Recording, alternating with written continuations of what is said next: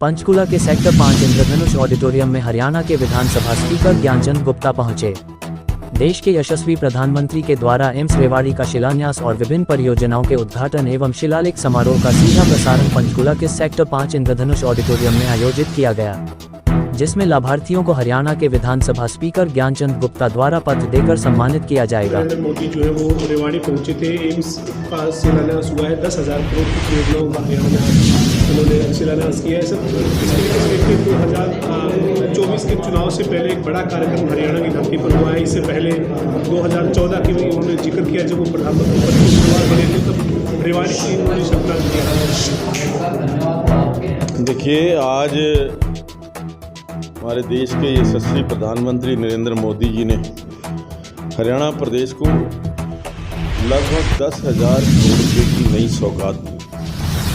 और सबसे बड़ा जो एम्स एक सपना था हरियाणा वासियों का, बड़े लंबे समय से जिसकी इंतजार थी, आज एम्स का शिलान्यास आदरणीय प्रधानमंत्री जी के कर कमरों से हुआ है।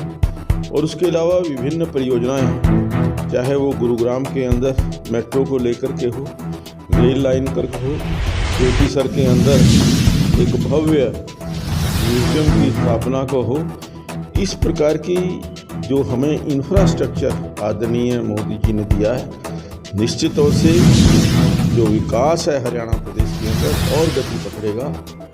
विकसित भारत, विकसित हरियाणा, मैं समझता हूँ एक बहुत अच्छी कल्पना, एक डबल इंजन की सरकार जो मिल कर के देश और प्रदेश की प्रगति के लिए कार्य कर रही है। ये जो आज का ऐतिहासिक दिन, जिसमें आदरणीय नरेंद्र मोदी जी रेवाड़ी में आए, उस दिन की याद दिलाता है जब 2013-14 के अंदर जब पहली बार मोदी जी को प्रधानमंत्री पद का उम्मीदवार घोषित किया गया था। और सबसे पहली जनसभा वो रेवाड़ी के अंदर जो पूर्व सैनिकों हैं उनके सम्मान में उन्होंने आयोजित की थी। और वहाँ पर उन्होंने घोषणा की थी कि अगर आप मुझे मौका देंगे तो 1 रैंक 1 पेंशन की जो है स्कीम है वो मैं लागू करूँगा। और जैसा कि हमेशा रहा है, मोदी जी की गारंटी जो मोदी जी ने एक बार बोल दिया वो हमेशा पूरा होता है। तो उस दृष्टि से वो 1 रैंक 1 पेंशन वाली जो योजना थी वो भी सिरे चढ़ी।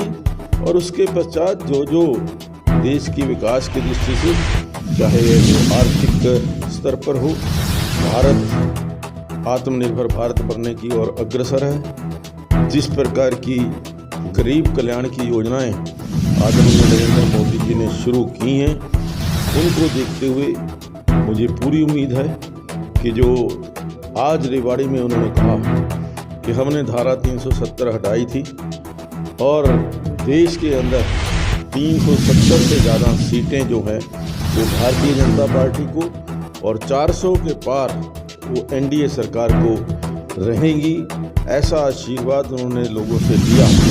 मैं समझता हूं कि आज के इस कार्यक्रम के पश्चात हरियाणा प्रदेश के जो कार्यकर्ता हैं, जो भी विभिन्न स्तरों पर कार्य कर रहे हैं, उनको एक नई ऊर्जा मिलेगी, एक नई ताकत मिलेगी। सर, ये आज मोदी जी ने ये भी कहा कि जो केंद्र सरकार की योजनाएं हैं उनको आगे बढ़ाने में हरियाणा ने 100% काम किया है और तेज़ गति के साथ उन योजनाओं को इम्प्लीमेंट किया है।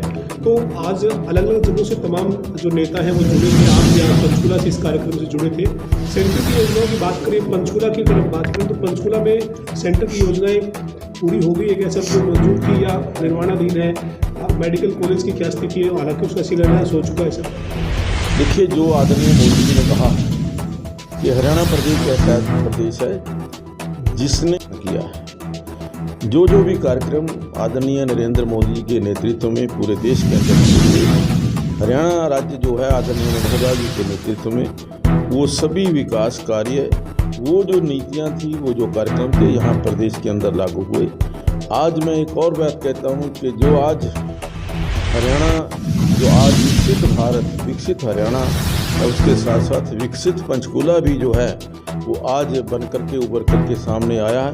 इन पिछले लगभग 10 साल के कार्यकाल के अंदर जो 5,500 करोड़ रुपए के विकास के काम पंचकूला में हुए हैं, ये आदरणीय नरेंद्र मोदी जी और आदरणीय मनोहर लाल जी की देन है।